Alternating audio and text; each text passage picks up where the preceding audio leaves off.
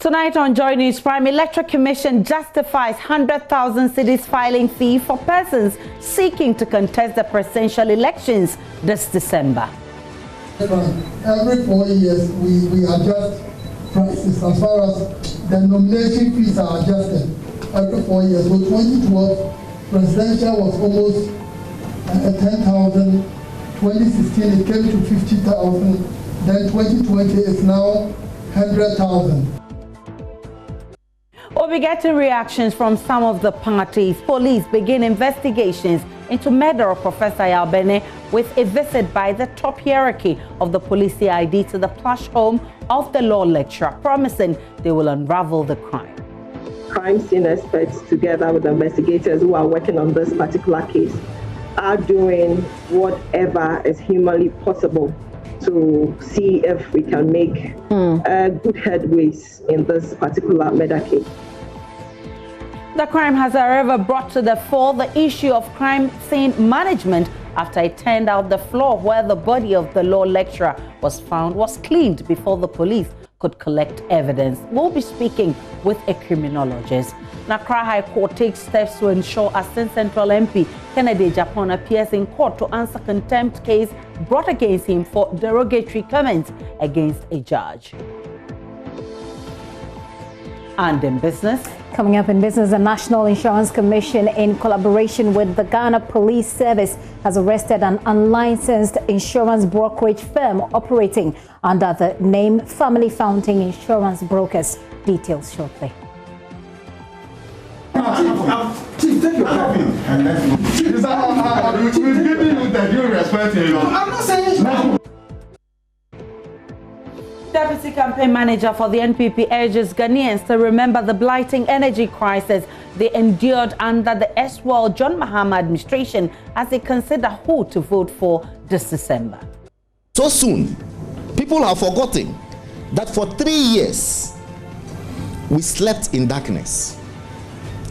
For 3 years, businesses in this country had collapsed because of doomsday. My name is AISHA. IBRAHIM. Joy News Prime is coming to you live from our studios in Kokomlemle here in Accra on your digital terrestrial TV, because we are free to air on DSTV channel 421 and Go TV channel 144.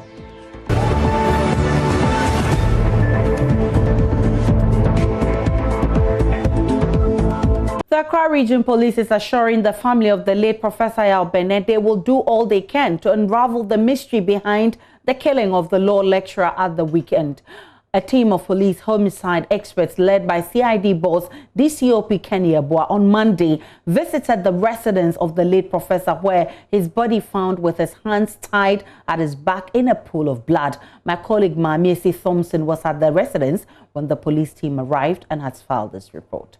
Professor BENNEH's neighbors have many memories of him. He was last seen on Thursday before he was brutally murdered in cold blood. His death has shaken his neighborhood, prompting residents to ask why Professor BENNEH. Seamstress Yaba has a shop right opposite his house. She says she had a pleasant relationship with the late professor. Last time The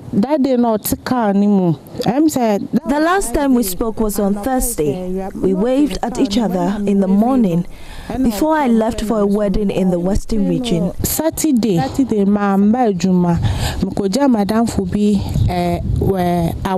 only to hear on Saturday that he had been killed. I will really miss his morning greetings.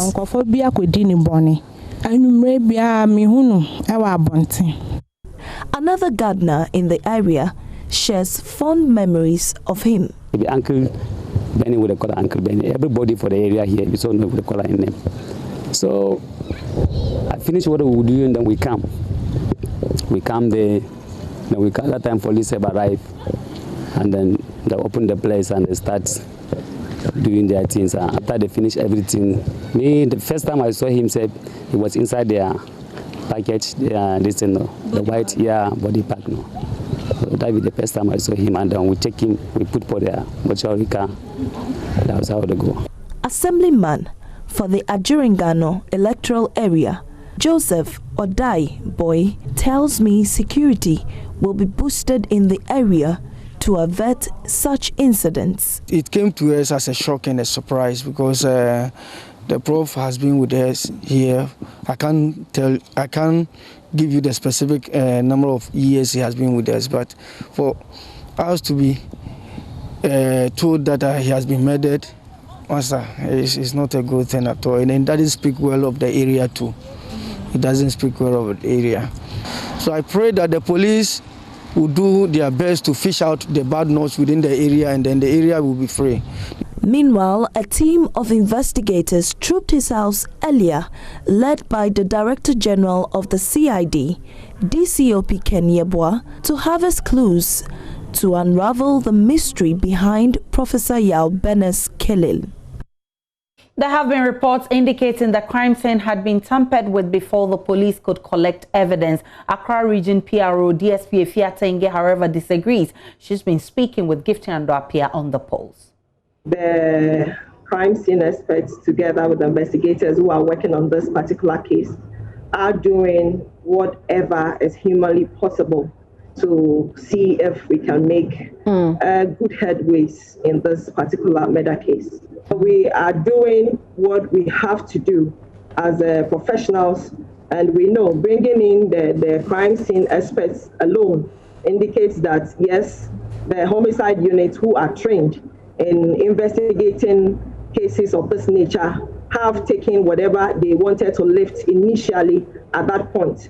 So we should not be castigated, and people should not think that the police are not doing what they are expected to do. And as part of investigations, the police can still revisit there, because any lead that we get, we can still move on to the crime scene. It doesn't mean that we have to cordon up the place. If it's for about 2 weeks, 3 weeks, we cannot hold somebody's house. But initially, what was expected from the police, I believe, and from the crime scene, they have done that. There have been concerns the police may have lost valuable evidence that could help unravel the murder of Professor BENNEH because of the way the crime scene was managed or mismanaged. Though the police disagreed, experts believe tampering with evidence is rife in Ghana and the reason why many criminal cases go unresolved. Dr. Justice Tenkebe, who is a criminologist with the University of Cambridge, now joins me via Zoom to delve deeper into this matter. Thanks so much, Doc, for your time. Do you foresee any challenges with unraveling this murder, considering there's been quite a few that remain unresolved?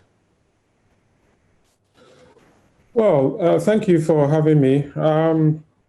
I think there's a sense in which one could look out for what we might call solvability factors. So what kind of factors, if they were present in a case, might make it more likely for the crime to be resolved.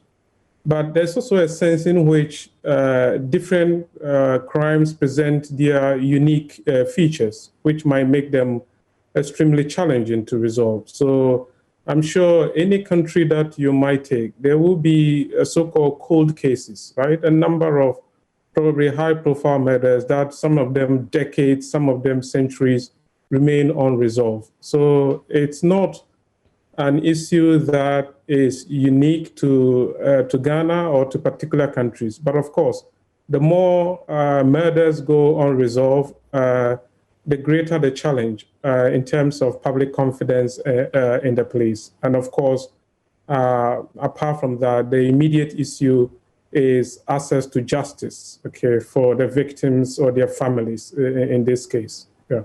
Doc, how critical is crime scene management in unraveling such crimes?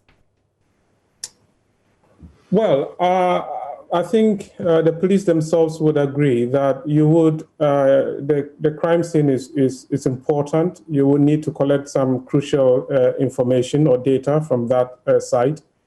But it is not the only thing that counts. Of course, you don't want, as I said, you don't want a crime scene to be disturbed. You want it as pristine as possible. But we have advanced in technology in many countries that even when scenes are disturbed, it is still possible to be able to isolate and to identify critical information. So part of the challenge is What is the capacity of the Ghana Police Service to be able to isolate and identify some of those factors? But beyond that, we are talking about intelligence from local communities, support for the police in terms of the flow of information from the public to the police to aid their investigation. So while crime scenes are important, they are not the main or the only issue that might hinder or facilitate the resolution of a case. In Professor BENNEH's case, we are told immediately the body was moved from his house. The house helped clean the area with the blood, where the blood stains were.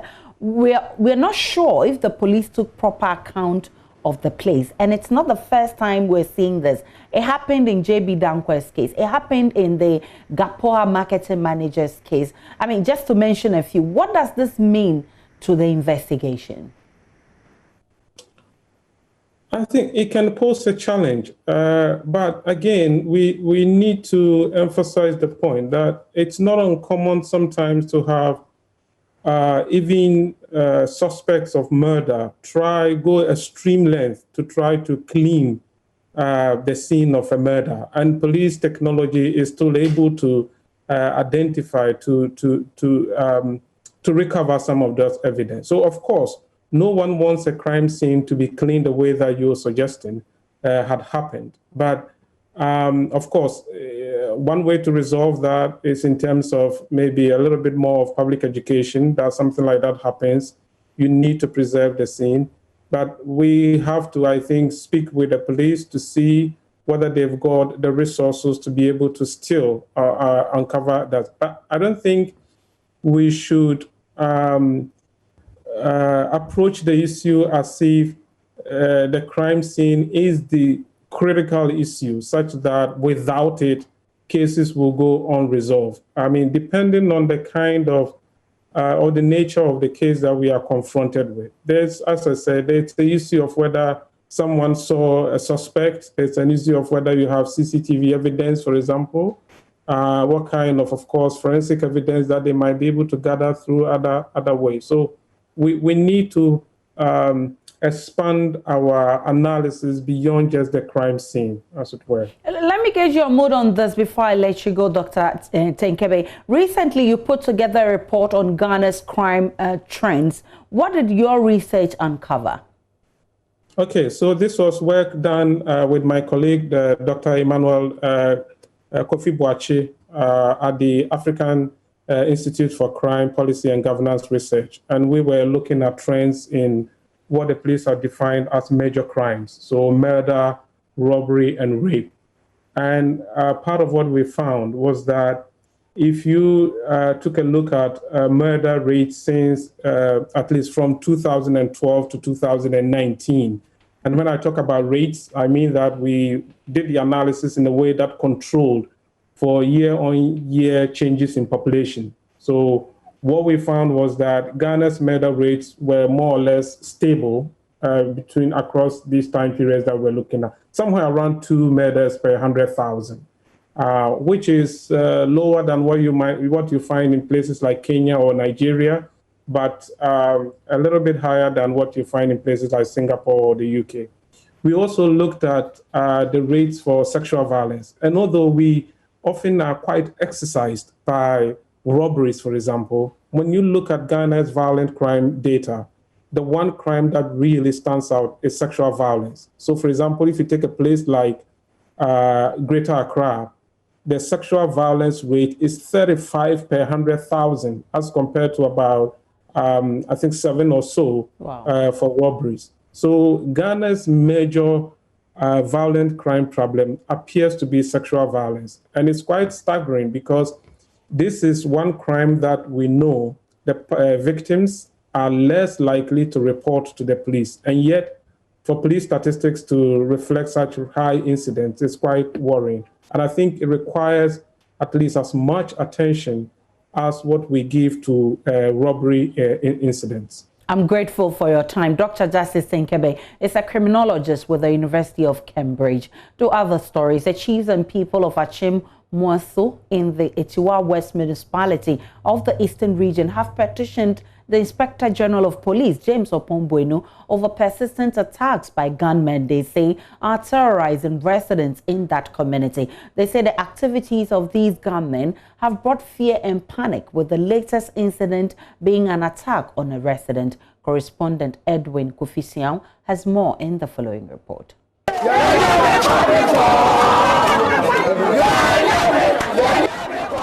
Addressing a press conference to drum home their grievances, Secretary to the Chief of Achimmosu, Berima Ofori Afam Chicheku, says there have been countless gun and machete attacks on residents of the area. According to them, these gunmen continue to unleash terror on the community members, despite a declaration by a court of appeal on July 22 this year, affirming the legitimacy of Berima Ofori Afam as Chief of Achimmosu. What they say has aggravated the situation is a recent shooting led by one Ahinkan Boateng, Kofi Anoma, Kwesi Amwa, and Kwame Dankwa in the full glare of the public, where a resident of Achimmosu, Daniel Ochre, was shot in the abdomen. They further explained that the chief, through his lawyers, has petitioned the IGP, Mr. James Opombuenu, the Regional Police Command, and the BNI in the Eastern Region, among other top security officials, but the perpetrators of the heinous crime have not been arrested. There have been countless attacks on citizens of Emosu by Kofi Ahinkan Boateng, Kwame Dankwa, Kwesi Amwa, Yanoma, and others. These persons recruited us, who are not residents of Achimmosu, came to cause mayhem and put fear and panic into the people of Achimmosu by hiding behind chieftaincy litigation. We enumerate some of the serious crimes committed by these people as below, where the law has never dealt with them. Sometimes last year, 1st June 2019, a group of people calling themselves Galamstop, led by Ahinkan Boateng, Kofi Anoma, and Robert Lamte, with 3 pickups full of arms, men, 42, entered Mr. Kofi Anoma house at Achimmosu and vandalized his property, beating up his wife and children, and wounded him with cutlass. The chiefs accused the Chebi Divisional Crime Officer, who is in charge of the case, for unprofessional conduct, stating that he failed to visit the crime scene, but rather went for a bench warrant to arrest the victim, who was shot by the gunmen. But no prosecution has been made by the Chebi Police Command to arrest the perpetrators.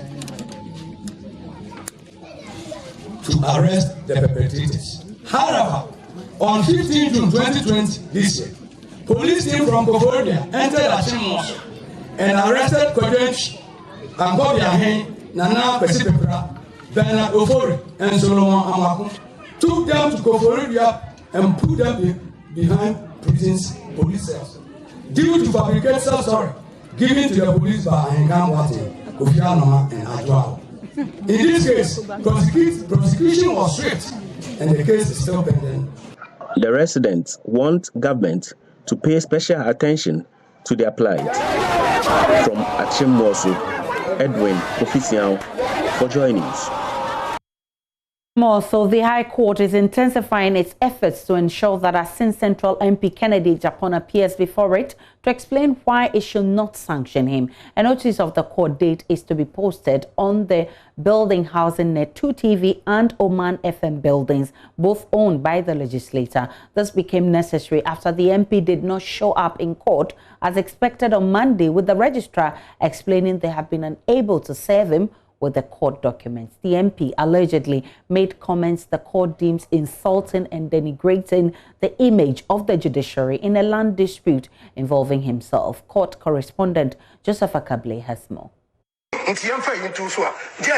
without even asking for it. The MP on live TV takes on the judge hearing the case involving him. The court had deemed the comments scandalous, causing it to summon him to appear before it. He is required to show cause why he should not be severely punished for his comments. The bailiff, who was directed to notify the MP to appear, says he has been unsuccessful both in Parliament and at the offices of Netu TV. Justice Amos Wuni has directed a notice of hearing be pasted at the Netu TV building and High Court notice board. Mr. Japan would have been deemed appropriately served with hearing fixed for Friday, September 18.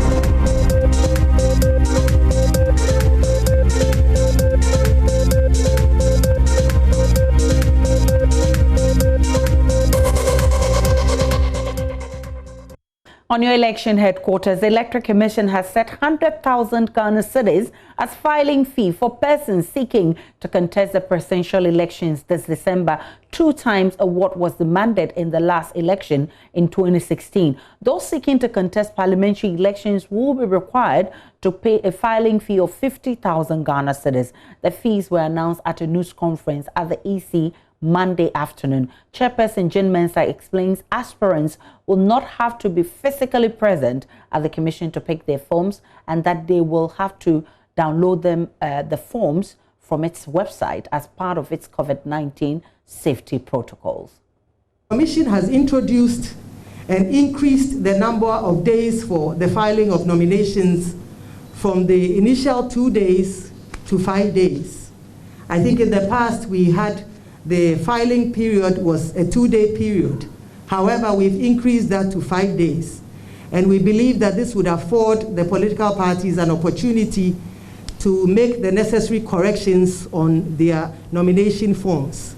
We believe that this will go a long way to reduce the disqualifications that characterized our previous filing process. Additionally, we are of the view that that period of time would help reduce the tension and the acrimony that characterized the previous registration process. Finally, we come to the important subject of the filing fees. The presidential candidates will be required to deposit an amount of 100,000 in the form of a banker's draft to the Commission. Parliamentary candidates will be required to deposit 10,000 Ghana cedis in a form of a banker's draft as well. Deputy Chairperson at the Commission, Bosman Asari, justified the doubling of the filing fee for presidential aspirants. It's not just because we can increase. That's not the main reason why. But let's be very frank. Every 4 years, we adjust prices as far as the nomination fees are adjusted every 4 years. So 2012, presidential was almost 10,000. 2016, it came to 50,000. Then 2020 is now 100,000.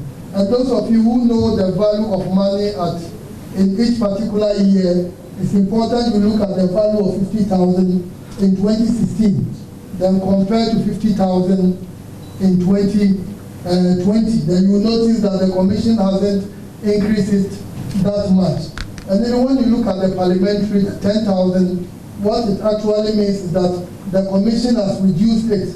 Well, we all know that 10,000 in 2016 is not the same as 10,000 in 2020.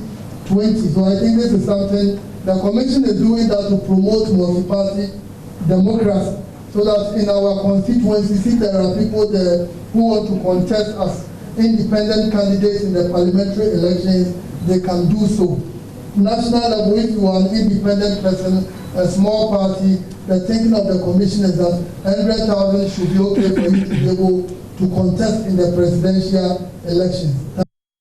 Deputy Campaign Manager for the governing NPP, Mustafa Hamid, is challenging claims by the opposition NDC that the erstwhile John Mahama administration solved the prolonged power crisis before it exited power, the crisis which lasted almost 4 years and resulted in the collapse of many businesses, is believed to be one of the reasons why the NDC lost the 2016 elections. Dr. Hamid, at a news conference Monday afternoon, said Ghanaians have forgotten that dreaded era of the John Mahama administration. The Akan people say that Atiye Emma Arefie, unquote. To wit, comfort engenders forgetfulness. We have taken the new comfort for granted and have forgotten that it has not always been like this. It has taken the vision and conviction of President Akufo-Addo to restore the dignity and sanity of our country and its people.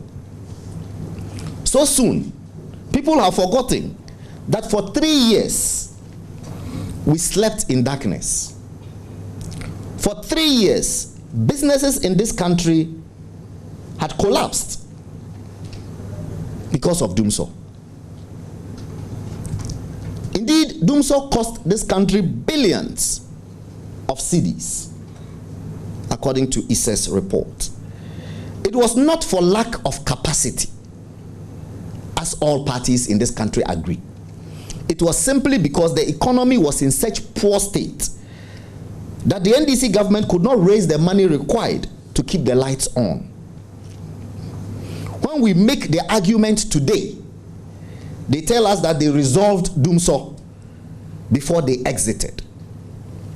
Here are the statistics of how many hours the lights were off in 2015, 2016, and 2017.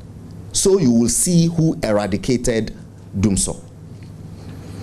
In 2015, there were 800, mind you, 868 hours, 44 minutes of power outage. 886 hours, 44 minutes of power outages. In 2016, there were 320 hours and 27 minutes of power outages. In 2017, there were 41 hours and 7 minutes of power outages, and then it pans out. So it cannot be the case, it cannot be true that under the NDC, Dumso was resolved. Dr. Hamid also explained how the administration has turned around the fortunes of the country in the agri sector by moving it from a net importer of food to a net exporter. It bears remembering that this MPP government came into office at a time when another government had thrown its hands in despair and ran to the IMF for a bailout and for what it called, quote, policy credibility, unquote. Now, the first task of any government should be to establish credibility in itself and in its ability to manage the affairs of the country. It is a massive dent on the sovereignty of our country if its government looks for credibility from external sources. Credibility is innate. It is not external. Even at the individual level, you are the only one who can establish your own credibility. Credibility is not bestowed. And so for our country between 2015 and 2016 to have run to external sources to give us credibility was a huge dent on our sovereignty and, as the Akan will say, on our dishia status. That's what the Gomba people call blechinsi, self-worth. It's important. We call on Ghanaians in this 2020 election cycle to choose credibility over a lack of credibility. Indeed, this country had so lost its sense of credibility that it had to import plantain from Côte d'Ivoire to feed its people. It is the responsibility of governments to create the enabling environment for farmers to work to feed a nation. The visionary and far-sighted leadership of Akufo-Addo through the Planting for Food and Jobs program has turned Ghana around from a net importer of food to a net exporter of food. On the Dagbon chieftaincy conflict, the deputy campaign manager for the NPP said it has taken thoughtful leadership under President Akufo-Addo to resolve a conflict that has existed since independence. Through the instrumentality of Akufo-Addo, the wisdom of the eminent chiefs, and the willingness of the people of Dagbon, today, a chieftaincy dispute that spanned several decades and outlived precedents from Nkrumah to date has been resolved. Mind you, the Dagbon crisis does not date from 2002.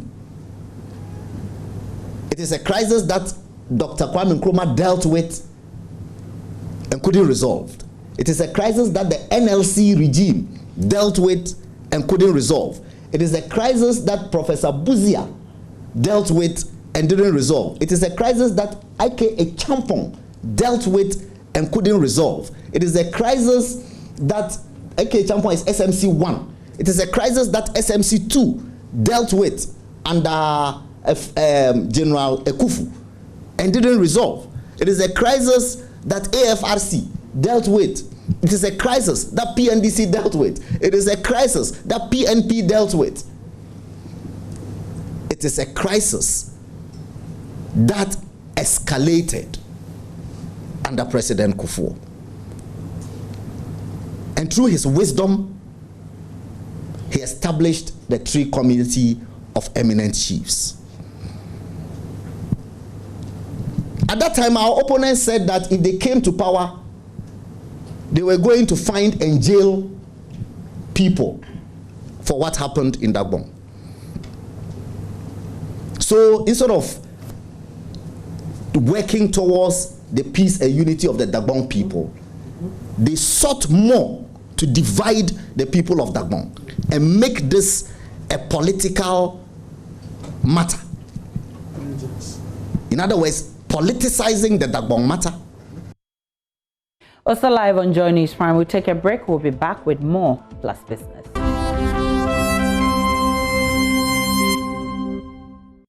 All right, welcome. Let's do some business now. My name is Gifty Ando Apia. In business tonight, the National Insurance Commission, in collaboration with the Ghana Police Service, has again blown the lid off another unlicensed insurance brokerage firm operating under the name Family Fountain Insurance Brokers. This company, according to the NIC, has been operating for some time now as an intermediary with the support of a direct underwriting company. My colleague Bismarck Ewusa has more in this report.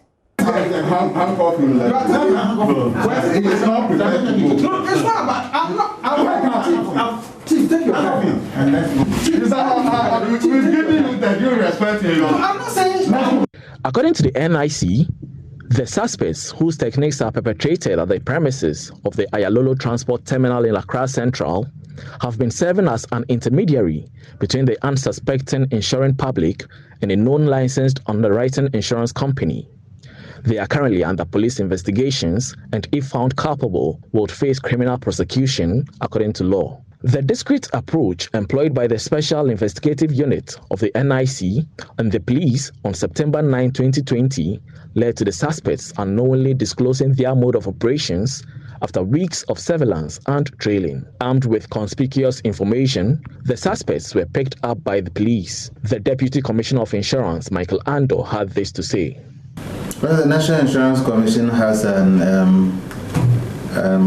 monitoring unit that surveys the market and monitors these developments. And so that unit has been scanning the environment and making sure that we have only licensed entities to sell genuine insurance products to the market.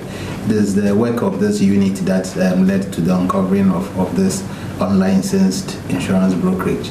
Mr. Ando also indicated that illegal sale of insurance in the country could lead to locked up premiums and also non-payment of claims. This could lead to a whole lot of problems. This could lead to mis-selling. This could lead to selling for companies that don't exist. This could even lead to defrauding the public, because These are unlicensed people, and only heaven knows what kind of insurance companies and what kind of entities they are operating for. So this has very serious consequences for everybody, including the insuring public.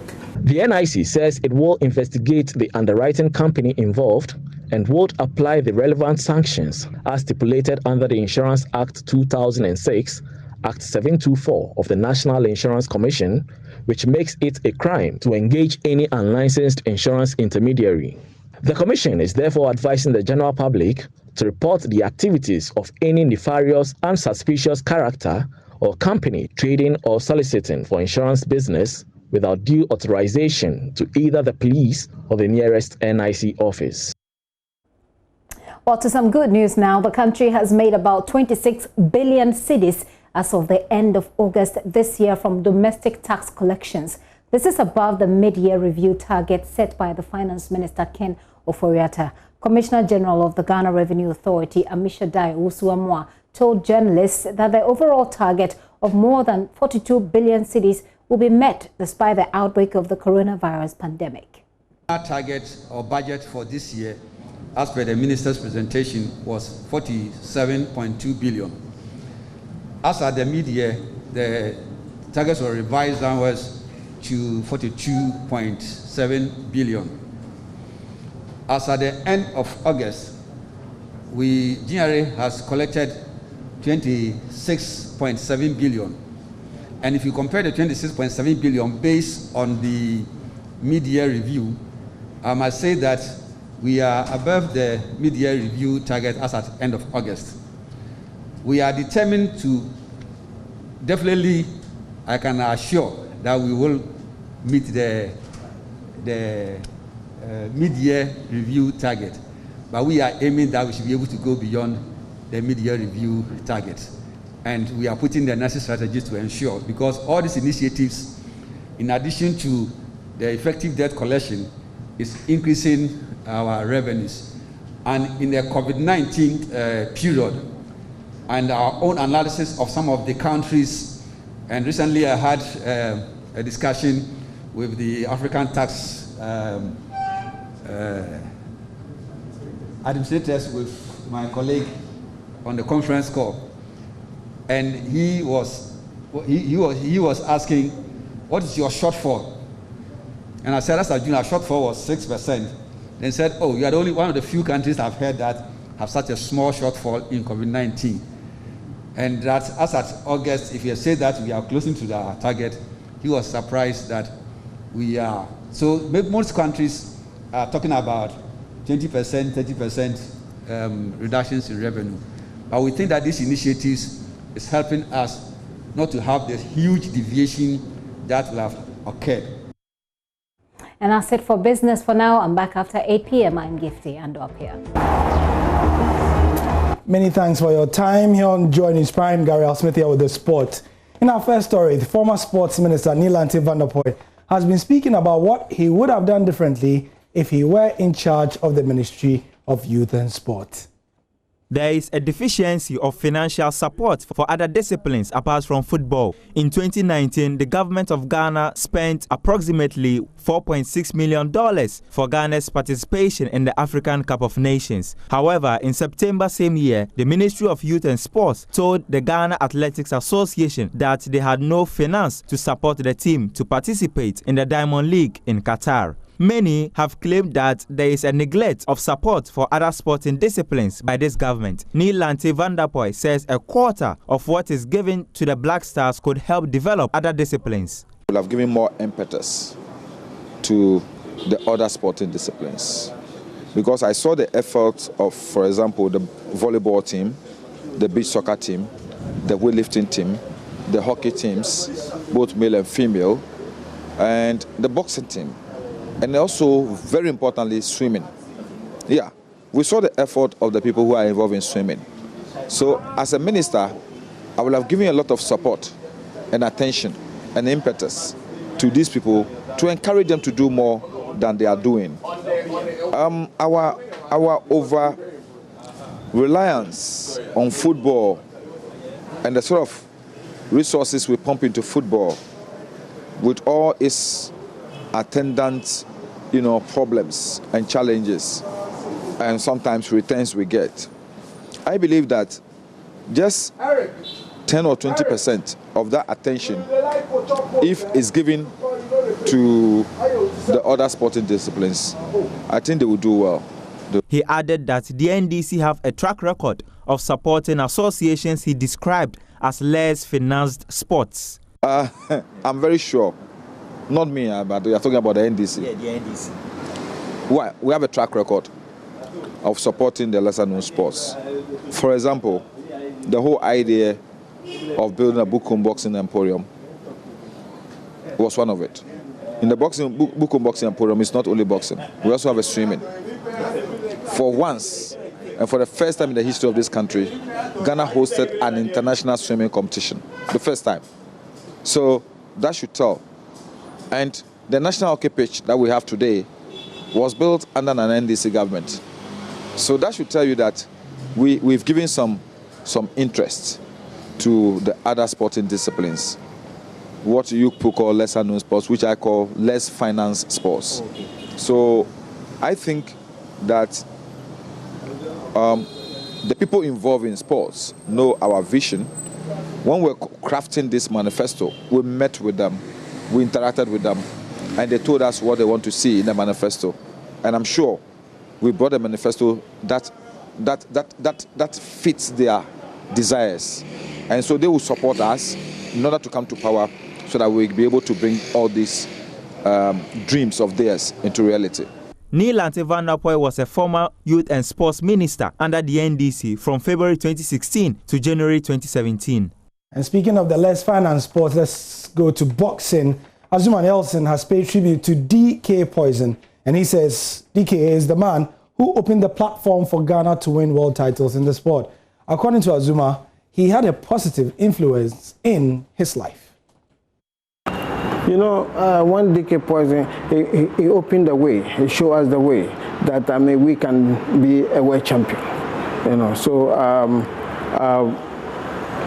because, as you know, nobody has become a world champion in this country.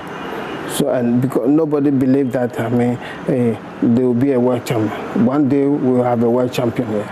So when he became world champion, we all know that, okay, if he can become a world champion, we too, we can, you know. So it means when we train hard and we focus like what he did, we can achieve and what he has achieved, you know. So for me, he gave me a lot of encouragement, you know, in my life, you know. So I said he's the way opener, you know. So I cannot forget DK Poison until I die. Wow. You know, I like to thank him for the encouragement and the love that they have for me, you know. So I'm with him. Finally, in football, let's get an update from the Premier League, which started this weekend. This man has just scored, and these are live pictures after he scored from the penalty spot, giving Chelsea a 1-0 lead at Brighton. All right, so that's the sport for the first part. Now, Gary L. Smith here. Thank you for your time. Should be back again for another dose after 8.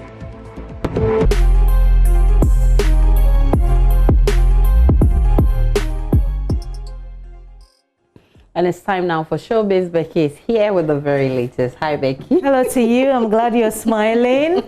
Let's talk about Pat Thomas, Uncle Pat Thomas.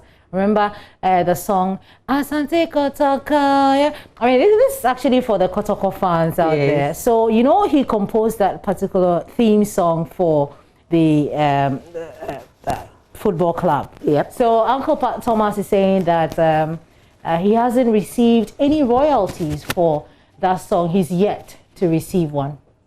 KOTOKO song, I had it in mind that I will one day record it. Now, after the recordings that I did for the producer, he asked me to do another song. So I chose to do the KOTOKO song. Okay. And as soon as I finished, he took the record, the tape, and came to Ghana. and left me in Ivory Coast. Really? Was he a Ghanaian? No, he's an Ivorian. Okay. Wow. He's dead. May his soul rest in perfect peace. Because Kotoko was playing, I think, African Cup. Okay. Yes. So he had an idea that he's coming to press the records. Okay. And then so that we can sell it over there. But he did that without my knowledge. Okay. That means he stole it. Okay. Yeah. And then he came to Ghana to sell the records also. I think CDs also. Yeah. You know, and he came to see, that was that time it was Yabawa who was the chairman. Okay. Yes. And he came straight to see Yabawa because I had talked about Yabawa to him. So he knew all the corners that he was going to come. Wow. You know, and then he came to Ghana and then he sold the CDs without giving so me you nothing. you never knew anything about No, man. You know, it was sad, but I didn't bother because I love the team. All right, that was Uncle Pat Thomas. You know that we're in an election year, and a lot of people or some celebrities are endorsing other political parties. So we asked on Daybreak Hit, Uncle Pat Thomas was asked, would you endorse any political party or would you sing perhaps for any political party? Here's what he has to say. I don't know. It depends. I don't think it to be. No, I don't think I'll do that. Really? No. They bring you block pass. It depends. It depends. Because the block. But are you not thinking of your fan base? That is why I really. I mean. The presidents who are on now, I mean, I like them, and they are my friends, and I wouldn't like to go on one side for people to know that I'm here and fans. So I don't want that. Honestly, I don't feel like doing that. Legendary musician Pat Thomas there on Daybreak talking about whether he would sing for a political party. A+ has been talking. Yes, on Showbiz. Prior to the 2016 elections, he did a number of songs for the NPP and campaigned for the NPP. But today he says that he's regretted every bit of it. He doesn't want to go back. Did they bring the requirements? Those people, are they the ones who gave me requirements for the job? What exactly were you doing at Bost? Haulage of fuel, and they give you a requirement at Bost that we want A, B, C, D. So you just follow through. I'm not qualified. Are you the one who? Why did they take it away from you? Oh, because I was accusing people of corruption and all, and they don't like it like that. That is Ghana. Once you have a job, keep quiet and chop, like I've said to you already. And it is very wrong. We cannot live in such a society. People must be free. So are you saying that, in your opinion, you feel people are given political positions just to silence them or to satisfy them for supporting the party? And that is why they see right and wrong through political lenses. When they are in opposition, John Mahama has 87 ministers, and that is what is going to kill the whole Ghana. But when they come to power and Akufo-Addo has 125, it is normal. Just because now they have a job, they cannot talk. I want to spend the rest of my life fighting NDC and NPP. If that is how I die, it's fine. But this system... You have gone somewhere that I find interesting. You want to spend the rest of your life fighting NDC and NPP. Are you not NPP? No. I used to sympathize with NPP. In President Kufuor's time, if you remember, in 2007, I did Obi Nkasi. Okay, I remember. So it was from 2012 then? It was from 2008. Okay. Yes, when I supported Nana Addo Dankwa. Okay. But what I have noticed is that we live in a country where NDC and NPP are the same. And it is the fact, even though they don't want to hear it, that is the fact. Wow. Yes. Interesting revelations. Yeah. There's more to, come on. Well, we'll be unraveling all of those. Thank you so much for bringing us Showbiz. And for those of you watching on Joy Prime, that'll be it. And the news continues on Joy. I didn't know my biological father. So it was in that space. So my grandparents took me up because, of course, single mom who was a trader couldn't take care of, all the needs at the time. Born in Abose Okai, Aigbe town, and bred in Koforidua, Evans Mensah has grown in places where going to school was not really a norm. I knew I was going to be a journalist when I was in JSS 1. I was on my way to school, and I saw these kids who were playing at the banks of the Kole Lagoon. I felt like, oh my goodness, I wish I could tell their story. And I felt, oh my, if I became a journalist, I could do that. That's not what you promised them. Well, we did. We promised one district, one factory. Yeah, but you don't. And one factory is one district. Today, Evans is a graduate of the coveted London School of Economics and now editor at Joy News. It's been a 16-year journey coming here. When I was in JIJ, I was applied to intern at Joy FM twice. They bounced me on the 2 occasions.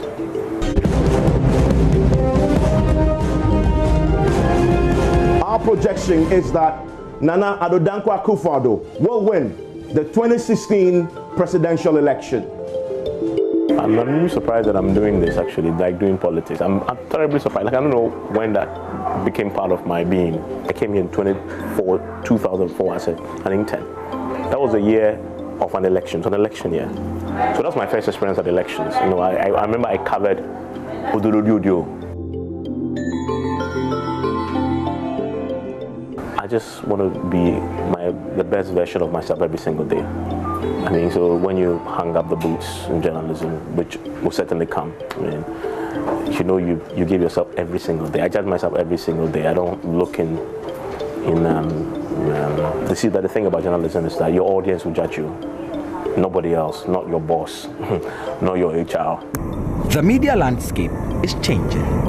Evans says he misses the past, but is excited for what the future holds and hopes, like in 2004 when he first came here, Joy would still be leading the pack in the era to come. There are many things in society that wouldn't have been without Joy FM. I mean, if you imagine the number of investigative reports, if you imagine the number of individual stories that we've told that have changed lives, stories that touch people's lives, like, I mean, we helped build a whole hospital. Justice Beidou, Joy News, Accra. Evans Mensah, a great guy by all standards. We take a break on Joy News Prime. We'll be back with more business. Welcome, another bout of business news. The VOLTA Regional Director of the Ghana Tourism Authority, Alexander Nketia, is making a passionate appeal to hoteliers, most especially in the VOLTA region, to reduce hotel rates to boost domestic tourism. Speaking at the 15th Awards Night of the VOLTA Region Tourism Awards, Mr. Nketia said the tourism sector remains the most impacted of COVID-19, hence the need for hoteliers to showcase different rates for international and local tourists. Fred Doe has more in this report. Hospitality and tourism industry in the VOLTA region held its 15th Tourism Awards under the theme Growing Tourism Beyond the Return. This, according to the tourism director in the region, is to help them strategize to boost domestic tourism, as expectations from international tourism remains low. He believes hoteliers as major stakeholders should have separate rates for domestic and international tourists to encourage many people from across the country to take part in tourism. Incentive packages for workers to travel and see their beautiful God-given country. The incentives could be in the form of vouchers, which could be redeemed at the tourist sites, hotels, restaurants, tour operators, etc., so that individuals could engage in domestic tourism. The VOLTA Regional Minister, Dr. Archibald Lecher, used the occasion to charge citizens to use their networks to invite more people to visit the beautiful natural sites in the region. According to him, the residents need to first prioritize and also invest in the tourism potentials in their localities to make it appealing for all. The VOLTA region is blessed with ancient European forts, great flora and fauna, pristine beaches, rolling mountains with numerous waterfalls, unique monkey sanctuary, mysterious caves, mouth-watering and tasty cuisines, rich cultural festivals, traditional rites, some of the most powerful shrines, and above all, the rare hospitality of the people. These together constitute a very rich attraction tapestry for tourism development and promotion. In all, 19 institutions and individuals were awarded on merit for their performance in the industry over the 2019 year under review, while 7 others were honored for their contributions over the years. Fred Duho with that report. Now, the use of technology for many sectors of the economy due to the outbreak of COVID-19 has exposed Ghana's lack of available skills in the sector. The sector, which has become the leading employment sector, has placed a huge demand on the government to improve upon skills training in the country. To this end, Minister for Communications, Eslo Usu-Akufo, has begun a call for an action process to ensure that the skills gap in the sector is bridged. Certainly encouraging more girls into this sector is the way to go. And that's it for business. Here, my name is Gifty Ando Apia. Gary Al Smith is standing by with more in sports. Do stay tuned. In our first story, the presidential candidate of the Liberal Party of Ghana, Kofi Akpalu, has pledged to create close to 50,000 jobs in the sports industry and build 11 new stadia if you give him the nod to be the next president of Ghana. There's more in this report.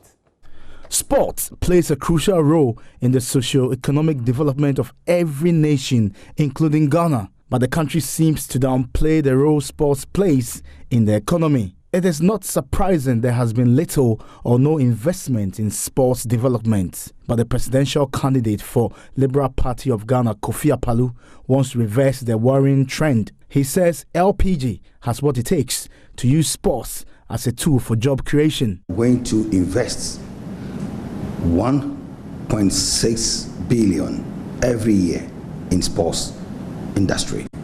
We want to create jobs and we want to create wealth. So we have a plan to create 46,000 direct jobs in sports.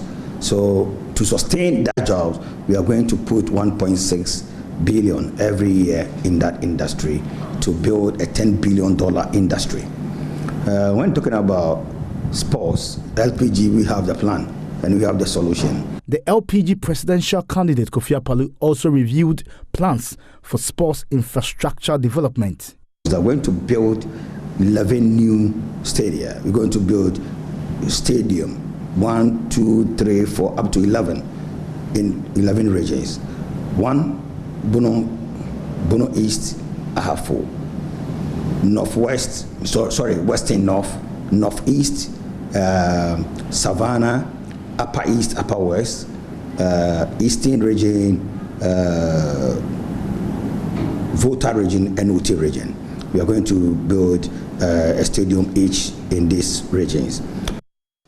Moving on, and let's go abroad. Novak Djokovic says he must move on from his disqualification at the US Open, but that he also may never forget the incident. Now, the world number 1 was disqualified in the 4th round last week for hitting a line judge with a ball.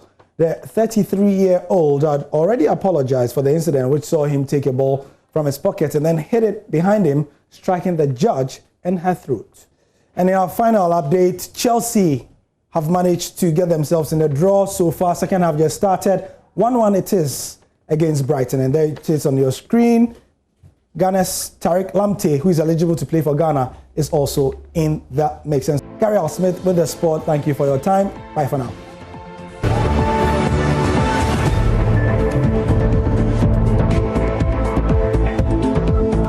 And that's how we wrap up the bulletin tonight. My name is IBRAHIM. Many thanks for watching. Enjoy the rest of our program.